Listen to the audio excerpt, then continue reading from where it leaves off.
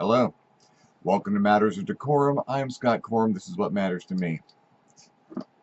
Uh, Week before Halloween, and I am catching up on some content. Last time I talked about my favorite horror movie and my relationship with horror cinema.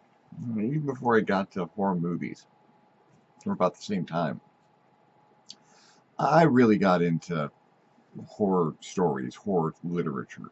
I was never a big Stephen King fan, although uh, my high school days is when a lot of Stephen King's really big horror novels hit really hard. Uh, all of the kids around me were reading Christine and Cujo. And, well, if everyone around me thinks something is cool, I'm probably not going to be interested in it. If everyone around me tells me something is cool, I'm out. I have still to this day not seen the movie The Lost Boys, and I'm probably not going to, just because everyone around me at the time thought that those details that I would like to have discovered on my own were the most fascinating subjects of conversation before we had spoiler warnings. So, go figure. Uh,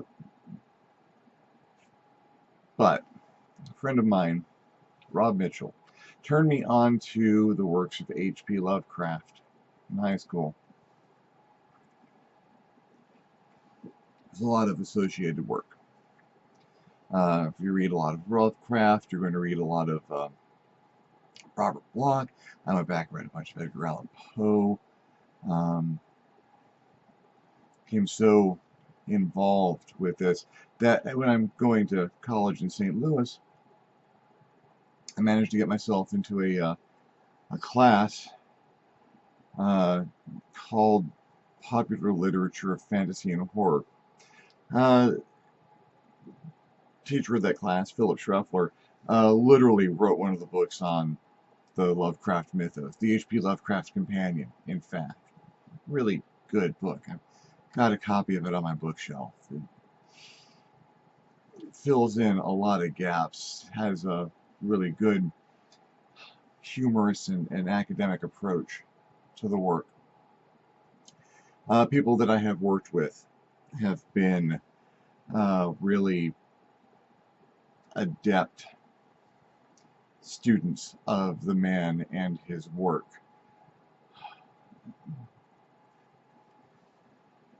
Lovecraft's gotten a little mainstream.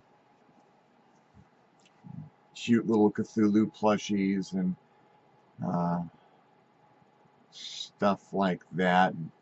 Shows up in the works of Guillermo del Toro. You hear the name thrown about in comic books and the occasional movie. It's still, to this point in time, never made a good Lovecraft adaptation, unless you count the H.P. Lovecraft Historical Society's production of The Call of Cthulhu, which is bar and none the best adaptation of a work of fiction to a film ever made. I'll stand by that. Buy a copy. See it. Come over. I'll show you mine.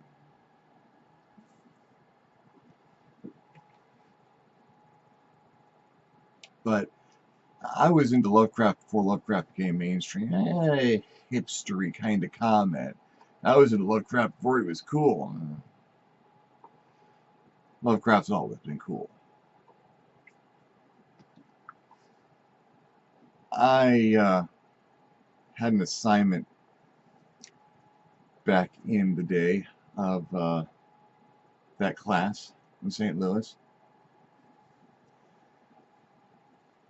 There were two main reading assignments. There were a lot of reading assignments. You can't have a literature class without reading a lot, but there were two that, because my teacher, Philip Schruffler, was not only one of the people who wrote the book on Lovecraft, he was also at the time president of the Baker Street Irregulars, the organization that the more or less official organization of Sherlock Holmes fandom. Back in the 80s, long before Cumberbatch had a part in it. And he gave this wonderful assignment. Read The Fall of the House of Usher by Edgar Allan Poe. When Professor Schreffler sent us home to do our reading assignments, we had very specific instructions. Don't go home and read it straight away.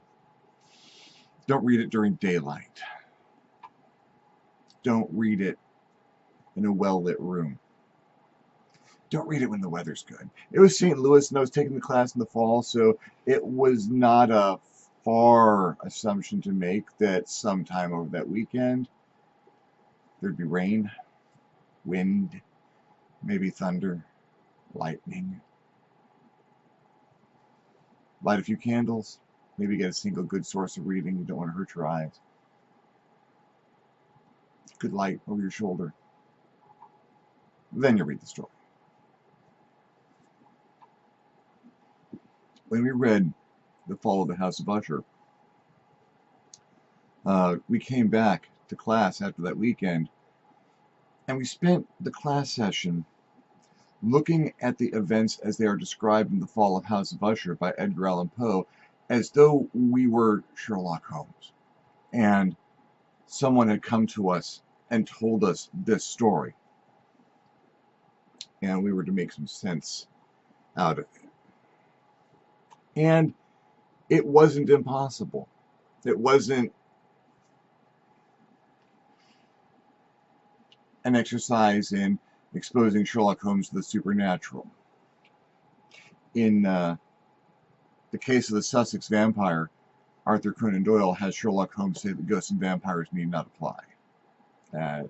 Everything has a rational explanation, and we shall find that explanation. And so we did for The Fall of Usher. And while it is true, there is some amazingly dark, supernatural sounding stuff towards the end, there's a fairly simple series of explanations that make terrible but actual sense. You can read that with a rational mind and ask the right questions, and with a little knowledge come to the right answers. It was a good exercise. It was also setting us up. Our next big go home and read this in the near dark by the sound of a storm was my favorite horror story. The Dunwich Horror.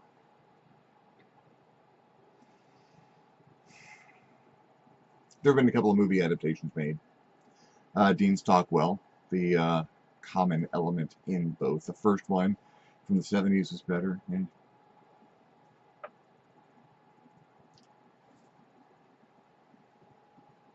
neither of them come anywhere near close to doing what that story did.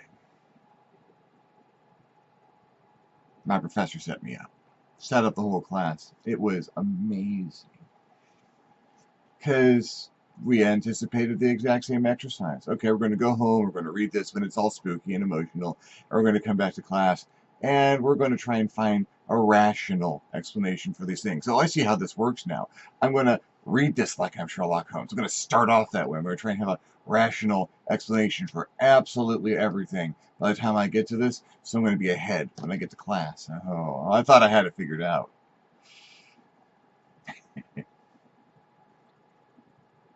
I'd read some Lovecraft stuff. Some of it's shorter story. I hadn't read anything as in-depth as The Dream Quest of Unknown Kadath or even The Call of Cthulhu, and I certainly hadn't read The Dunwich Horror at that point in time, but I had it. Guy goes into the woods and finds a creepy old man, and there's a weird book, and there's blood coming down, so the guy goes running off into the night. Oh, terrifying. And it was really well written and well worded, but I was ready for that. Rational explanations for this stuff? Hit me. Let's go.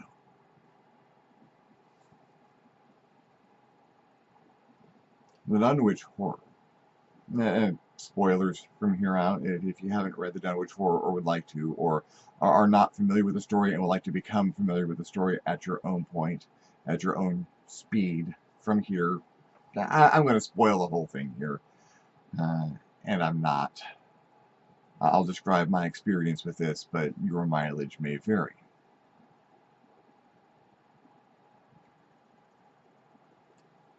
It's rational. It's perfectly reasonable. It's investigative in and of itself. You fell into the being Sherlock Holmes thing very easily. First, the majority of the story is written in Lovecraft's style of reportage. It was like clinical reporting. It was facts and figures and names and numbers and times and places, and everything led you on this trip in your mind of, well, okay, I can see these sequence of events, that kind of makes sense. I can see these events happening. Stuff gets weird, but it's reported factually with a calm and reasoning voice from sources that are official, make sense. It's in the form of a series of reports.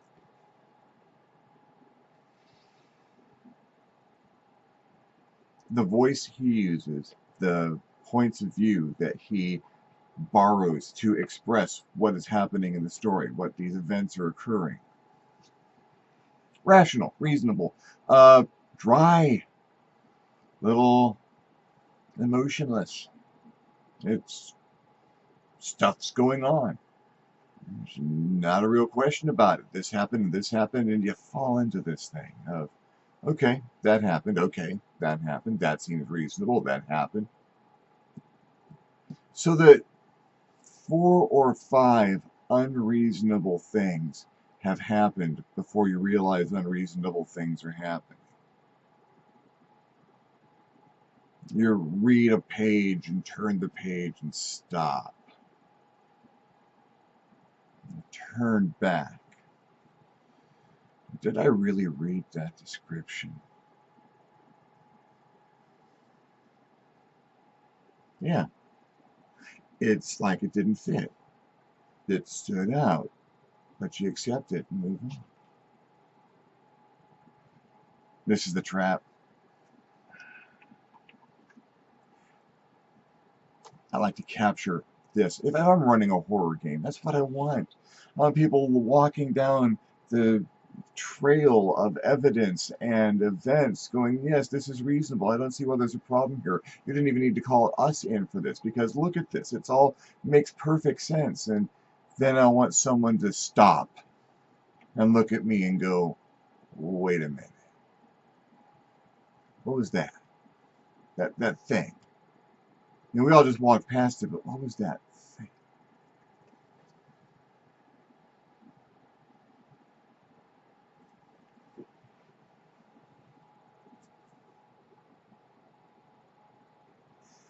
There's a history in Dunwich. People disappear every so often. There are sites around Dunwich that are spooky. We have an old history, old religions. Stuff to do with the witch trials and activities of unsavory cults from years ago. As a family, the Whateleys. Mother's insane. Not sure what happened to her, but something did. And, well, she had a couple of kids out of wedlock, I think.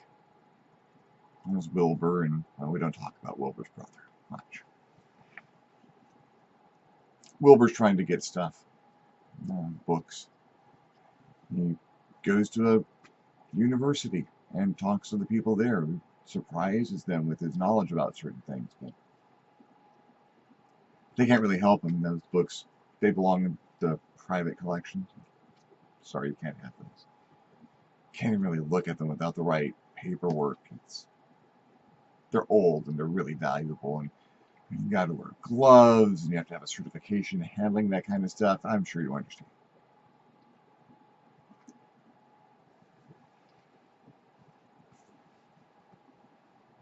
The books contain materials about ancient rituals, and if you're a horror aficionado, you know where this is going. You can't stop going there.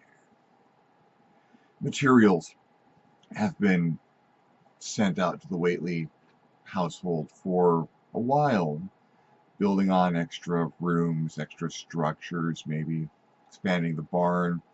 No one's sure why.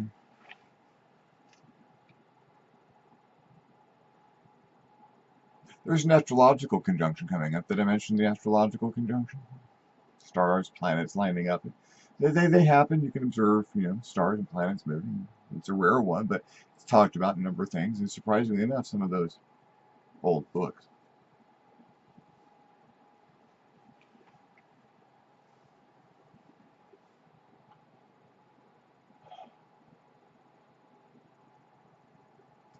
And an astute viewer will, at this point in time, if they are unfamiliar with these events, or even if they are, look at me and go, wait a minute. We don't talk about Wilbur's brother. What's up with Wilbur's brother? Not a lot of data. Wilbur's mom has a screaming fit. Dies in horror and seeing just a moment of clarity where she thinks something's coming. And she's not with us anymore.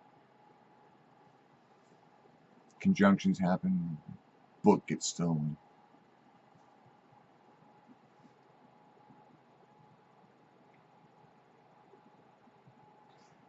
All of this is told in cold and clinical terms. All of this is explained and described. And yeah, there are things that aren't really talked about, but they're looked after. It's part of an investigation. You don't answer all the questions at once in an investigation. You don't answer all the questions at once in a story. You got to follow it. You have to keep going, or you're not going to know. You have questions. You have to keep going, or you're not going to know. Said most of the Dunwich Horror is written in Lovecraft's style of reportage.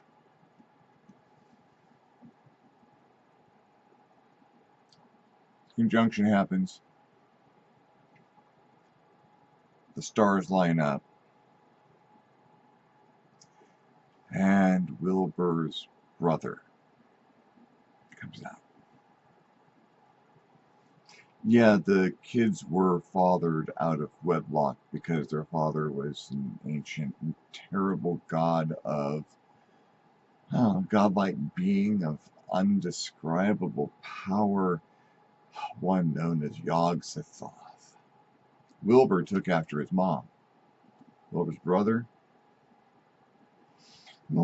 took after his dad. And on this date and at this time, he was going to open the doorway. He was going to open a hole in our reality and let Yog-Sothoth through. And Yog-Sothoth comes through briefly for a bit. Things are imperfect. People interfere with the process. The portal doesn't stay open for long enough for one terrified, uneducated man to see some of the events and stammer it out. That's how the end of the story goes. It's described through the eyes of a terrified man who doesn't have a good set of words. So it's foggy and it's confusing and it's terrifying because all of this emotionless reporting, all of these facts and figures, all of these times and dates and names and places just don't matter anymore, because when you see the monster through the eyes of a terrified man who can't describe it to you, who is so lost in his terror and his growing insanity, and finally understanding that there is something like this in all of existence and he doesn't have a place in it.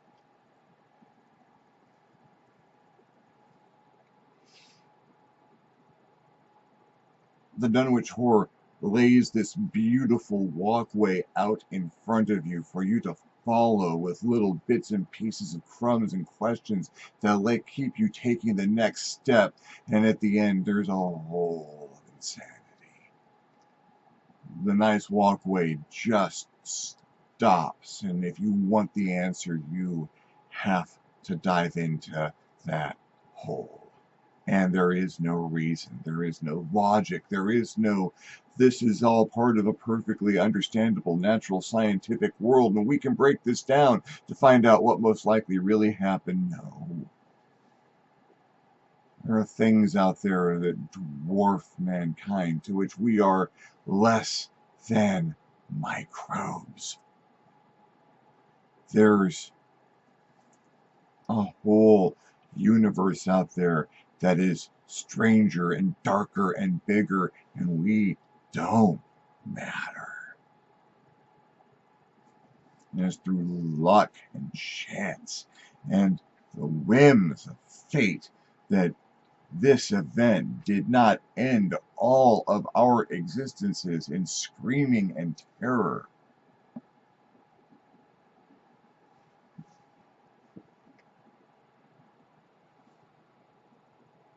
We talked about it when we got back to class on Monday, but there was no calm, casual, rational pursuit of the actual events as they may have happened if a reasoning mind were to break it down. Nah, there wasn't one.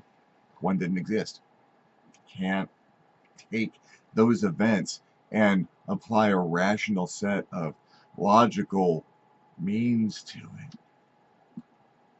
Shit be cray-cray.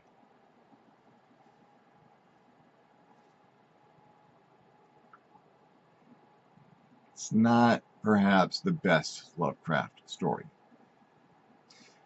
It's not even the best story of the Cthulhu mythos. But it was the door that I walked through. I'd read it before. But I hadn't read it before. I hadn't followed those steps to where shit be cray-cray. Haven't followed that line of perfect prose and beautiful words to that moment where insanity takes over. And all of the reason in the world doesn't mean anything in the face of unrelenting, astonishing fear.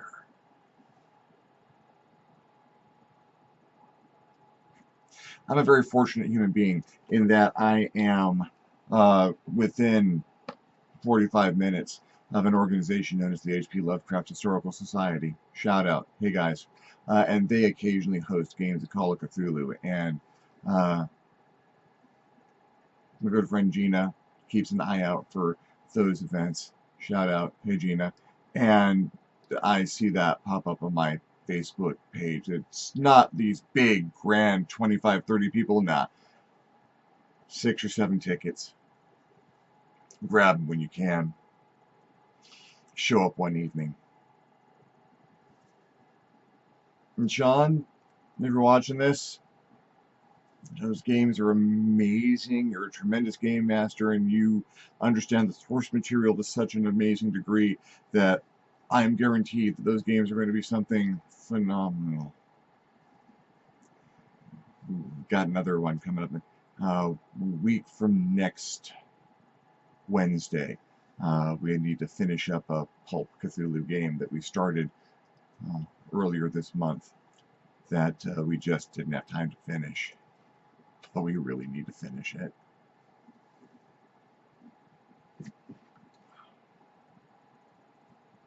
I'm fortunate there because I get to be in the presence of people who get it and experience it the way that only someone who gets it really can. Existential horror is hard. It's not jump scares and gore. It's not the serial killer chasing you down the cornrows or back in the woods or around the lake, the summer camp. It's not the understandable but still alien monster that someone wants to control and someone wants to run from, chasing you down the corridors of a spaceship, bleeding acid on everything, hoping to impregnate you with its next line of brood.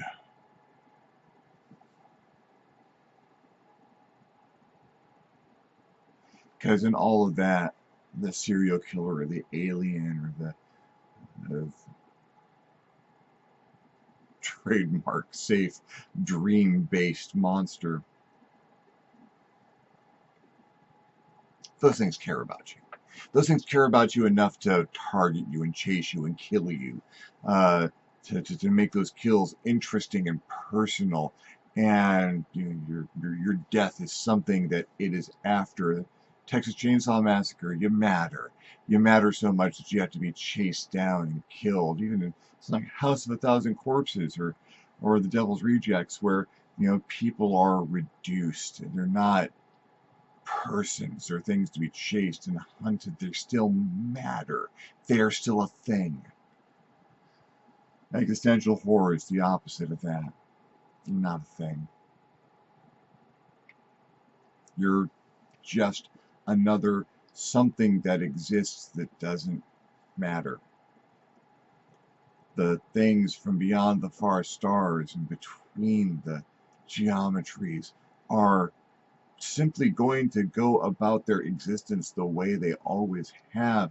Maybe things have paused or stopped. This little tiny sliver of 50 or 100,000 years where this virus has grown on this planet Earth that we call humanity.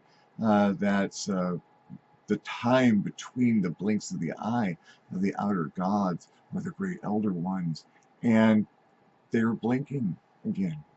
And we're in the way. That blink is going to happen. It's just going to. And if you're one of the lucky ones, you don't understand. You don't know. You'll never see it coming. Everything's just going to end, and there will be screaming, and there will be terror, and then there will either be nothingness or worse than nothingness, but there's nothing you can do about it. If you're lucky, you have no idea that's coming. And if you're one of those unlucky few who gets a glimpse of it, who studies it, who sees that this is a thing, who understands, there's nothing like hope. You can't build a machine to stop the elder god from blinking and wiping you out. You can't study some magical spell or learn a ritual. You can accelerate it, maybe. You can make it come faster. You can hope to find some mote of favor and maybe get eaten first.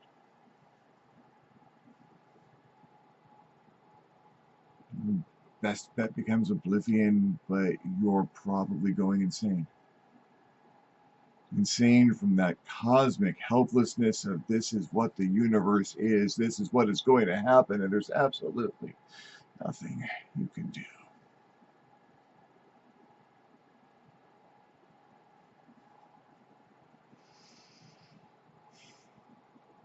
Of course, I write games where, yeah, there's something you can do. I imagine these cosmic scenarios where humanity does find a way to make itself matter. I did a video a while back on, Lovecraftian transhumanism. What if we advance ourselves, merge ourselves with our technology, and evolve to a point where humanity as it is now is as far below us as the microbes of humanity are to the elder gods, and maybe we become that thing that we have feared the most all along. That's a good horror theme. You play a game of Call of Cthulhu,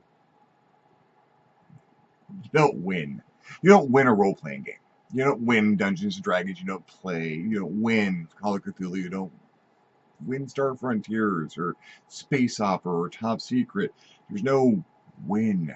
You're playing for a story. You're playing to tell a story and have a character that might be able to go on and do other things. You involve yourself with this character, and everyone walks away with it, with stuff you did. And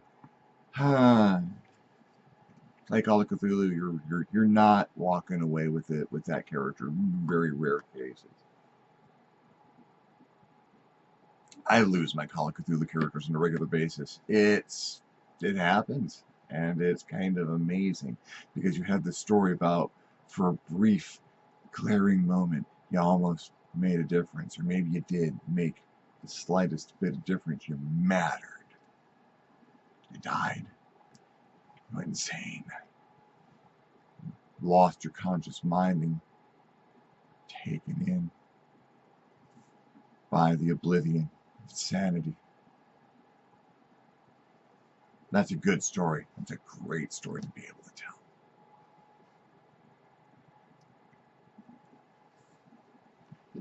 Thank you for following along with this particular journey into my favorite horror things. Favorite horror story, Dunwich Horror. Bar none. It is not a bad entry-level story if you're interested in getting into Lovecraft. Look it up. Read the story before you see either of the movies. And if you're going to see either of the movies, see the first one. And then when you're feeling whimsical, see the second one, because it's way more whimsical. I don't think it meant to be, but...